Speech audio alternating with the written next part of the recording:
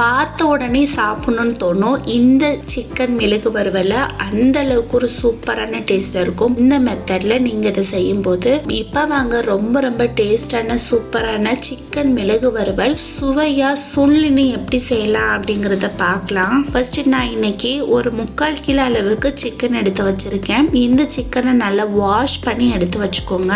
இப்போ இதை ஊற வச்சிடலாம். ஊற வைக்கிறதுக்கு பாத்தீங்கன்னா இதுல ஒரு 1/2 ஸ்பூன் மஞ்சள் தூள், 1 ஸ்பூன் இஞ்சி பூண்டு விழுது, இதுக்கு தேவையான அளவு உப்பு, ஒரு 2 ஸ்பூன் அளவுக்கு எண்ணெய், 1/2 கப் தயிர், 1 ஸ்பூன் மிளகாய்த்தூள். இந்த பொருளை மட்டும் போட்டு அந்த சிக்கனோட சேர்த்து நல்லா மிக்ஸ் பண்ணி விட்டுக்கறலாம். நம்ம போட்ட மசாலா எல்லாமே அந்த சிக்கன்ல நல்லா செட் ஆயிட்டு வரட்டும். இப்ப பாருங்க சூப்பரா இது எல்லாமே நல்லா மிக்ஸ் ஆகிட்டு வந்துருச்சு. இந்த டைம்ல இதை அப்படியே அமுக்கி வச்சு ஒரு 10 to 15 நிமிஷத்துக்கிட்ட ஊற வச்சிருங்க. இது மிளகு வறுவல் அப்படின்றனால நம்ம ஃப்ரெஷ்ஷா மசாலா அரைச்சு போட்டாதான் நல்லா இருக்கும். அதனால ஒரு மிக்ஸி ஜார் எடுத்து அதுல ஒரு 2 ஸ்பூன் அளவுக்கு மல்லி விதை இதுல சேர்த்துக்கோங்க.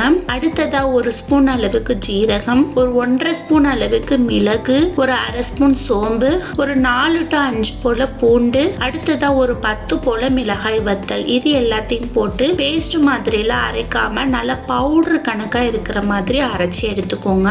பாருங்க இந்த மாதிரி நல்லா கொரன்னு இருக்கணும், அப்பதான் நல்லா இருக்கும். அது மாதிரி அரைச்சி எடுத்து ஓரமா வச்சுக்கலாம். அடுத்ததா அடி கனமான பாத்திரமா பார்த்து எடுத்து வச்சுக்கோங்க. அதுல ஒரு 2 ஸ்பூன் அளவுக்கு எண்ணெய் சேர்த்துக்கலாம். எண்ணெய் நல்லா காஞ்சதும் இதுல ஒரு 2 கிட்ட மீடியம் சைஸ் அளவு பெரிய வெங்காயத்தை எடுத்து நல்லா ஸ்லைஸா கட் பண்ணி வச்சிருக்கேன். அதை எடுத்து இதுல போட்டு அதோட கலர் நல்லா மாற வரைக்கும் வதக்கி விடணும். அதனால ஒரு 2 நிமிஷத்துக்கிட்ட மட்டும் நல்லா வதக்கி விட்டுட்டு மூடி வச்சிருங்க. இதோட பச்சை வாசனை எல்லாம் போயிட்டு நல்லா வதங்கி வரட்டும். இப்போ 2 நிமிஷம் ஆயிடுச்சு. ஓபன் பண்ணி பார்க்கலாம். பாருங்க வெங்காயத்தோட கலர் நல்லா மாறி இதோட பச்சை வாசனை எல்லாம் போயிட்டு நல்ல ஒரு கண்ணாடி பதத்துக்கு வந்துருச்சு. இந்த அளவுக்கு இது நல்லா வதங்கி வந்த பிறகுதான் நம்ம ஊற வச்சிருக்கிற சிக்கன் எடுத்து இதுல சேர்த்துக்கிறணும். இந்த சிக்கனையும் அந்த எண்ணெயிலே போட்டு ஒரு 2 நிமிஷத்துக்கிட்ட வதக்கி விடுங்க. தண்ணி எதுவுமே சேர்த்துக்க வேண்டாம். இதுல இருந்தே நமக்கு நல்ல தண்ணி ரிலீஸ் ஆகும். பாருங்க சூப்பரா மிக்ஸ் பண்ணி விட்டாச்சு. இப்போ இதையுமே ஓரளவுக்கு நல்லா ஸ்ப்ரெட் பண்ணி விட்டுட்டு மூடி வச்சிருங்க.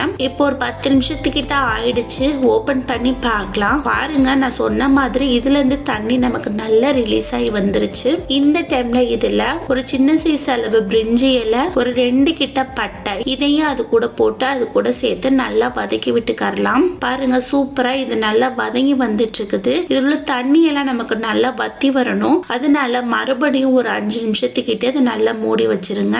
ஒரு 5 நிமிஷத்துக்கு அப்புறம் ஓபன் பண்ணி பாத்தீங்கன்னா மறுபடியுமே இது நல்ல ஒரு கிரேவி பதத்துக்கு வந்துருச்சு. இந்த டைம்ல இதை நல்லா மிக்ஸ் பண்ணி விட்டுட்டு நம்ம அரைச்சு வச்சிருக்கிற பவுடர் இருக்கு பாத்தீங்களா, அதை எடுத்து இதுல சேர்த்துக்கலாம். கொரப்பா இருக்கும்போது அதோட மசாலா சாப்பிடறதுக்கு ரொம்ப ரொம்ப சூப்பரா இருக்கும். இப்போ இந்த மசாலாவுமே அது கூட சேர்ந்து நல்லா செட் ஆயிட்டு வரட்டும். மசாலா எல்லாமே அதுல நல்லா செட் ஆயிட்டு வந்த பிறகு அடுப்பை நல்ல மீடியம் ஃப்ளேம்ல வச்சு இதை மூடி வச்சிடலாம். மசாலா எல்லாமே அந்த சிக்கன்ல நல்லா செட் ஆயிட்டு வரணும். அதனால அடுப்பை ஹை ஃப்ளேம்ல வைக்கவே கூடாது. நல்ல லோ ஃப்ளேம்ல வச்சுதான் இதை நம்ம குக் பண்ணணும். அந்த மசாலால இருக்கதான் நமக்கு சிக்கனோட டேஸ்ட் சூப்பரா இருக்கும். அதனால இந்த கட்டத்துக்கு அப்புறம் நம்ம பொறுமையாவே கொஞ்சம் சமைக்கணும். இப்ப பாருங்க இந்த மசாலா எல்லாமே இதுல நல்லா செட் ஆயிட்டு வந்துருச்சு. இப்போ இதை நல்லா மூடி வச்சுட்டு ஒரு 10 to 15 நிமிஷத்துக்கிட்ட நீங்க சிம்ல விட்டுருங்க.